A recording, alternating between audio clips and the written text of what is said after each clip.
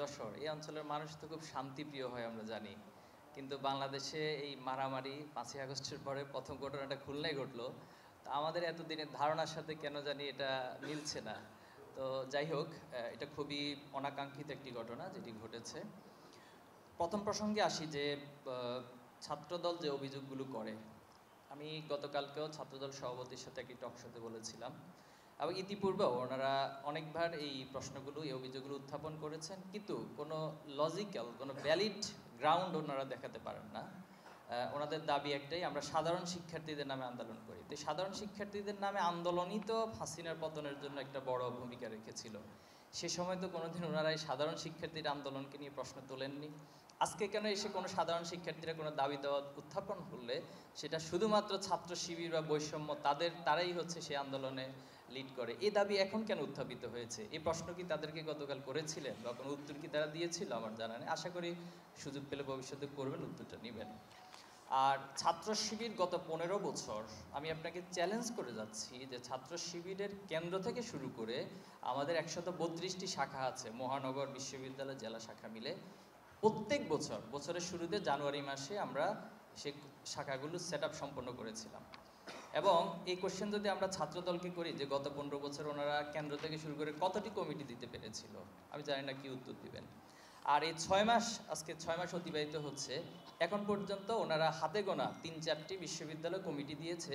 তাও প্রত্যেকটা কমিটির পর সেখানে গ্রুপিং হয়েছে, পাল্টা মিছিল পাল্টা মিটিং হয়েছে, এক গ্রুপ আরেক বিরুদ্ধে বিষোদাগার করেছে এবং ধাওয়া পাল্টা ধাওয়া। আমরা জগন্নাথ বিশ্ববিদ্যালয়ে দেখেছি, একটা কমিটি ঘোষণার পর আরেক কমিটি লাঠিসোঁটা নিয়ে সেই কমিটির বিরুদ্ধে মিছিল করেছে। তো এগুলো তো দৃশ্যমান।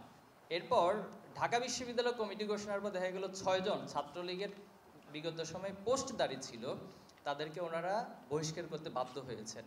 জাহাঙ্গীরনগর বিশ্ববিদ্যালয়ের টোটাল 18 জন যারা ডকুমেন্টেড যে তারা ছাত্রলীগের সাথে সম্পৃক্ত ছিল।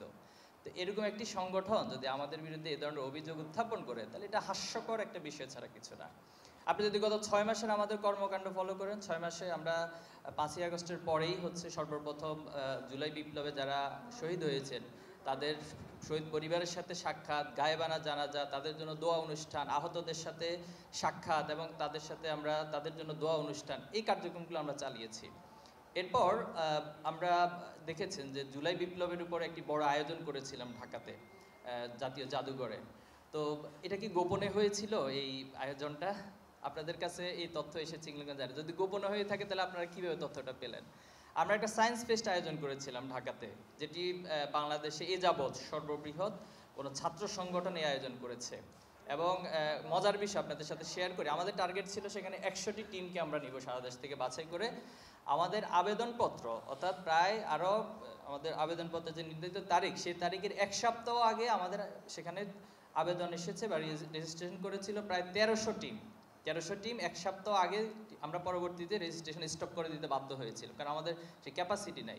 এই 1300 টিম থেকে বাছাই করে আমরা মাত্র 350 টিমকে সেখানে সুযোগ দিতে পেরেছি। এগুলো কি গোপনে হয়েছে না প্রকাশ্যে হয়েছে? আমরা আমাদের সদস্য সম্মেলন করলাম 31শে ডিসেম্বর ঢাকাতে সোহরাওয়ার্দী উদ্যানে, এত বড় একটা প্রোগ্রাম করলাম, তাদেরকে দাওয়াত দিয়েছিলাম, তারা আসেনি। এই প্রশ্ন করবেন যে তারা কেন আসে না আমাদের প্রোগ্রামে। তো এরপরে আমরা এখন আমাদের যে খুলনা মহানগরী কার্যক্রম, আজকে সায়েন্স ফেস্ট হচ্ছে, তো এটা তো গোপনে হচ্ছে, রাইট? তাই তো নাকি? আপনারা তো জানেন না সেটা। তো এই যে অহেতুক এই কথাগুলো, আমি বুঝতে পারতেছি না তারা যে অভিযোগগুলো করে, তারা কি আমাদের সবাইকে বোকা ভাবে যে বাংলাদেশের সাংবাদিকরা, এরপরে হচ্ছে ছাত্র সমাজ, এরা সব বোকার স্বর্গে বসবাস করে? এই বোকার স্বর্গে বসবাসের থিমটা ছিল মূলত হাসিনা।